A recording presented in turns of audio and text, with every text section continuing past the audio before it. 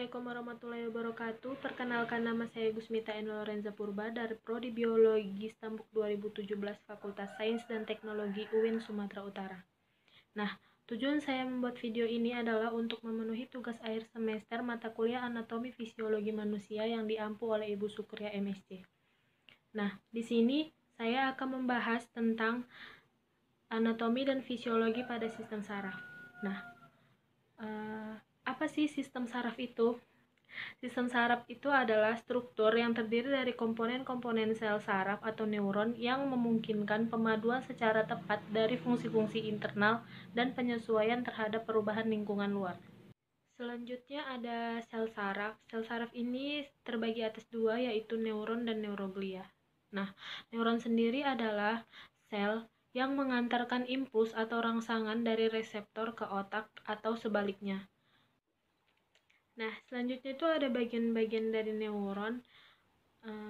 Bagian neuron ini terdiri atas 3 bagian utama, yaitu ada badan sel, dendrit, dan akson.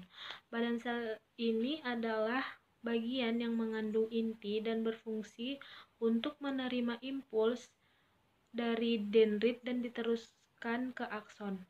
Nah, dendrit sendiri adalah percabangan dari badan sel yang berperan untuk menerima rangsangan dari lingkungannya ataupun yang lain. Nah, selanjutnya ada akson. Akson ini merupakan bagian yang dikhususkan untuk mengantarkan impuls yang didapat untuk menjauhi zona dendrit. Nah, akson ini berperan untuk mengantarkan impuls badan sel menuju ke efektor. Nah, selanjutnya ada bagian-bagian neuron yang lainnya, itu ada sel Schwann. Sel Schwann ini merupakan sel yang mengelilingi selubung mielin dan berperan untuk mempercepat jalannya impuls. Nah, selanjutnya ada nodus Renvier. Nodus Renvier ini adalah bagian akson yang tidak diselubungi atau tidak terbungkus oleh selubung mielin. Nah, fungsinya itu sebagai loncatan untuk dapat mempercepat impuls saraf ke otak atau dari otak ke saraf. Selanjutnya ada selubung mielin. Selubung mielin ini merupakan selaput yang mengandung lemak juga bersegmen-segmen. Fungsinya itu untuk melindungi akson dari kebocoran impuls. Selanjutnya ada terminal akson atau serat saraf yang merupakan tonjolan tunggal memanjang berbentuk pipa dan berperan untuk menghantarkan impuls menjauhi badan sel dan berakhir di sel saraf lain. Baiklah, selanjutnya ada neuron berdasarkan fungsi yang terbagi atas 3, yaitu ada neuron sensorik atau aferen, neuron motorik atau eferen, dan interneuron atau saraf asosiasi. Nah, neuron sensorik ini berfungsi untuk menghantarkan impuls dari reseptor ke sistem saraf. Selanjutnya ada neuron motorik yang berfungsi untuk menghasilkan impuls ke efektor seperti otot, kelenjar, dan indera. Selanjutnya ada saraf asosiasi. Neuron ini menghubungkan saraf sensorik dan saraf motorik di dalam sistem saraf pusat. Nah, selanjutnya itu ada neuron yang berdasarkan struktur, yaitu terbagi atas 3, ada neuron bipolar, ada neuron unipolar, dan ada neuron multipolar. Neuron unipolar ini hanya memiliki satu tonjolan yang keluar dari badan sel yang dianggap adalah akson. Terus ada neuron bipolar yang memiliki 2 tonjolan yang keluar dari badan sel, yang satu dianggap sebagai akson dan yang satunya lagi dianggap sebagai dendrit. Selanjutnya ada neuron multipolar yang memiliki banyak tonjolan yang keluar dari badan sel, dan beberapa tonjolan ini dianggap sebagai dendrit dan satu di antara tonjolan itu dianggap sebagai akson. Nah, sel saraf itu tadi kan terdiri atas 2, yaitu neuron dan neuroglia. Sekarang kita akan membahas neuroglia. Neuroglia sendiri biasa juga disebut dengan sel glia, merupakan sel penunjang tambahan dari sel saraf pusat yang berperan sebagai jaringan ikat. Nah, neuroglia ini terdiri atas 3, yaitu ada astrosit, oligodendrosit, dan mikroglia. Astrosit sendiri ini merupakan sel yang berbentuk dengan sejumlah serabut saraf yang panjang. Sel ini juga berperan sebagai pemberi makan pada sel saraf. Selanjutnya ada oligodendrosit. Nah, oligodendrosit ini bentuknya itu sama seperti astrosit, tetapi yang membedakannya itu badan selnya itu lebih kecil dan jumlah serabut sarafnya itu lebih sedikit dan lebih pendek dari astrosit. Nah, oligodendrosit ini berperan dalam pembentukan selubung mielin dari neuron di sistem saraf pusat. Selanjutnya ada mikroglia. Mikroglia ini berperan penting dalam sistem homeostatis, respon imun, dan melawan senyawa kimia juga infeksi. Nah, selanjutnya ada jenis sistem saraf yang terbagi atas sistem saraf pusat dan sistem saraf tepi. Sistem saraf pusat ini merupakan bagian utama yang memegang kendali pada sistem saraf. Sistem saraf pusat terbagi atas otak dan medula spinalis atau sumsum tulang belakang. Otak sendiri merupakan ujung anterior tabung neural yang besar dan mengandung sekitar 100 miliar neuron yang terletak di dalam rongga kranium otak. Nah, otak ini terbagi atas otak besar dan otak kecil. Otak besar atau cerebrum ini berfungsi untuk pengaturan semua aktivitas mental yang berkaitan dengan kepandaian, ingatan, kesadaran, pertimbangan. Dalam otak terdapat dua hemisfer atau dua bagian, yaitu hemisfer kanan dan hemisfer kiri, dan mengandung substansi jaringan kelabu dan putih. Dan pada otak sendiri terbagi atas 4 lobus, yaitu ada lobus frontalis, ada lobus parientalis, ada lobus occipitalis, dan lobus temporalis. Nah, pada otak ini terdapat ganglia basal yang merupakan kumpulan dari badan-badan sel saraf. Selanjutnya terdapat juga hipotalamus dan talamus. Hipotalamus ini merupakan pusat penting untuk mengontrol sejumlah fungsi otonom yang mengatur suhu tubuh, mengatur selera makan, dan keseimbangan cairan tubuh. Dan talamus sendiri merupakan pusat penerus impuls sensoris. Setelah otak besar atau cerebrum, terdapat juga otak kecil atau cerebellum yang berperan untuk mengendalikan dan mengkoordinasikan gerakan otot tubuh dan menyeimbangkan tubuh. Selanjutnya ada pelindung otak. Pelindung otak ini ada tengkorak, ruas-ruas tulang belakang, dan juga ada 3 lapisan selaput otak. Nah, 3 lapisan selaput otak ini terdiri atas 3 bagian, yaitu ada dura mater, ada arachnoid, dan pia mater. Dura mater ini terdapat di otak dan melekat pada tulang yang bersatu dengan otak. Nah, selanjutnya ada arachnoid. Arachnoid ini terletak di antara pia mater dan dura mater. Pia mater ini dipenuhi pembuluh darah di permukaan otak dan terletak juga di sumsum tulang belakang dan mempunyai bentuk yang disesuaikan dengan lipatan otak. Nah, selanjutnya ada batang otak. Batang otak ini terdiri atas otak tengah atau mesencephalon, ada pons atau jembatan, dan medula oblongata atau sumsum lanjutan. Nah, di otak tengah atau mesencephalon ini terletak di depan otak kecil dan jembatan farol yang menghubungkan otak kecil bagian kiri dan kanan. Nah, otak tengah ini juga menghubungkan otak besar dan sumsum tulang belakang. Selanjutnya ada pons atau jembatan yang merupakan suatu berkas serabut tebal yang menjulur melintang dari hemisfer cerebellum yang satu ke yang lainnya. Pons ini juga mengandung nuklei yang meneruskan impuls dari cerebrum ke cerebellum. Selanjutnya ada medula oblongata atau sumsum lanjutan yang merupakan pusat gerak refleks fisiologis, misalnya denyut jantung, pernapasan, pelebaran, juga penyempitan pada pembuluh darah, bersin, juga batuk.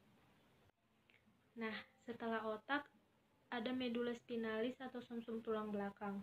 Sumsum tulang belakang ini memiliki dua fungsi penting, yaitu untuk mengatur impuls dari dan ke otak dan sebagai pusat refleks.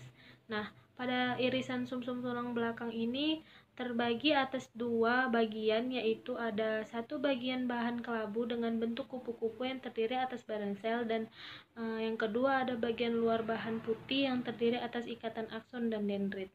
Kemudian ada sistem saraf tepi atau biasa juga disebut dengan sistem saraf perifer yang merupakan pasangan saraf kranial, spinal, dan autonom yang keluar dari otak dan sumsum tulang belakang dan menghubungkannya dengan tiap-tiap reseptor dan efektor di dalam tubuh.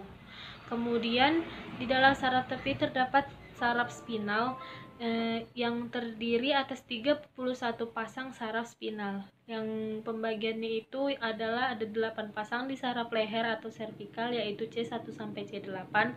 Kemudian ada 12 pasang di saraf punggung atau torakal, yaitu T1 sampai T12. Kemudian ada 5 pasang di saraf pinggang atau lumbal, yaitu L1 sampai dengan L5. Kemudian ada 5 pasang di saraf pinggul atau sakral, yaitu biasa disebut S1 sampai dengan S2. Kemudian ada 1 pasang di saraf ekor, yaitu koksigal atau C6.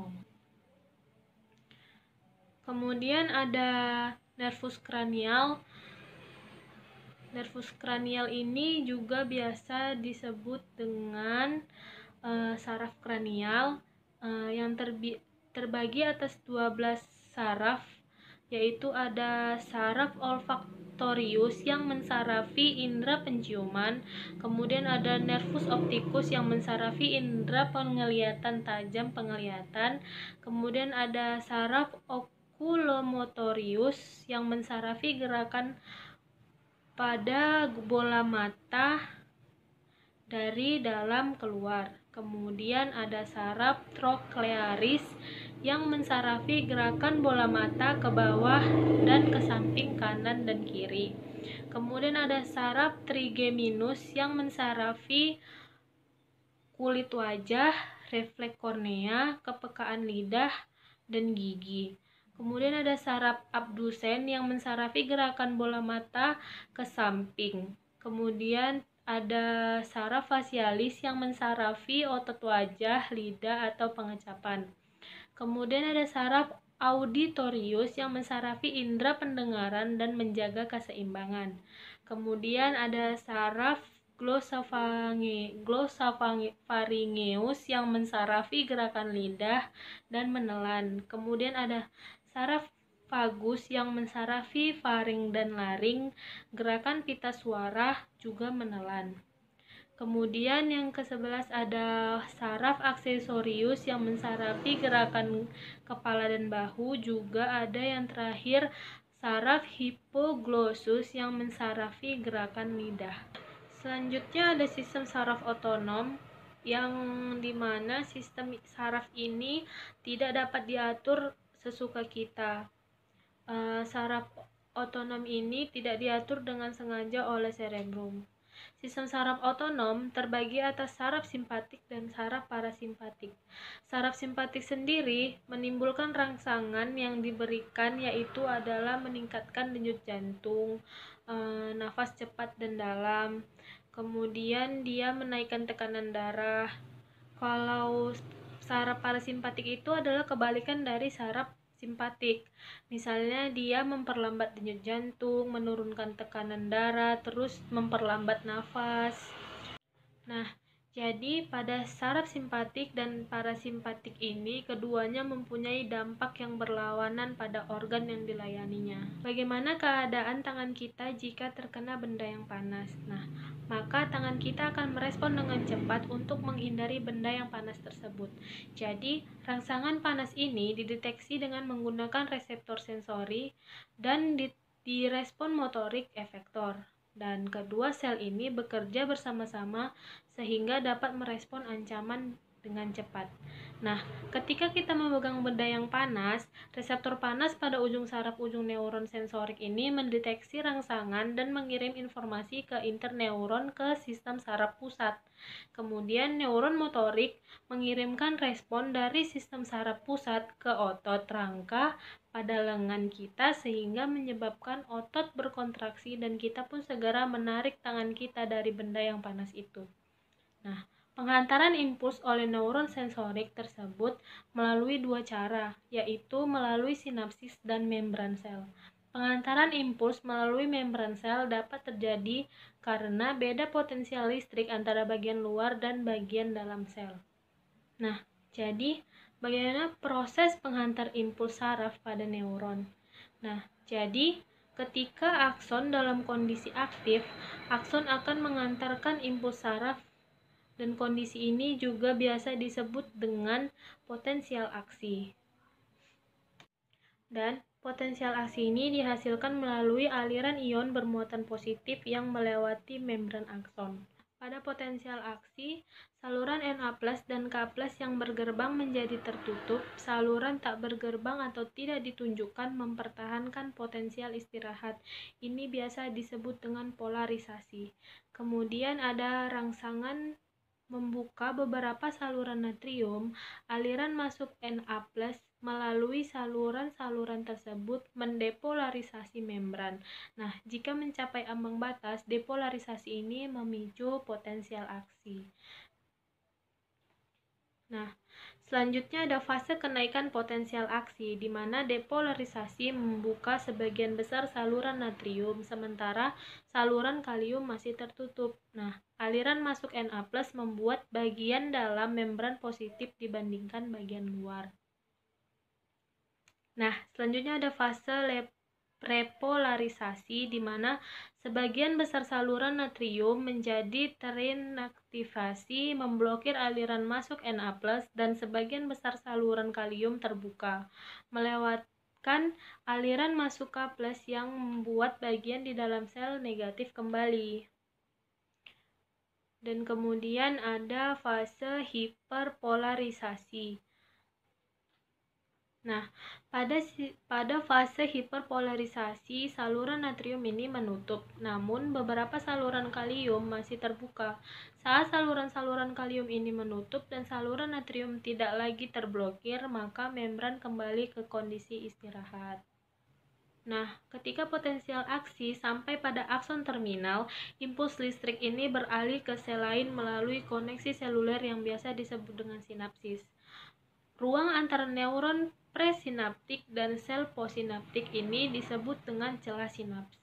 Neuron presinaptik mengandung molekul sinyal yang disebut dengan neuron transmitter yang dikemas dalam vesikula yang berfungsi untuk mengantarkan impuls ke ujung dendrit neuron berikutnya. Sampai akhirnya, sel saraf terakhir menyampaikan listrik pada otot yang bertugas untuk menggerakkan bagian tubuh yang terkena ancaman. Baiklah, sekian pemaparan dari saya tentang anatomi dan fisiologi pada sistem saraf. Lebih dan kurangnya saya mohon maaf, dan maaf jika ada salah-salah kata. Thank you for watching, and assalamualaikum warahmatullahi wabarakatuh.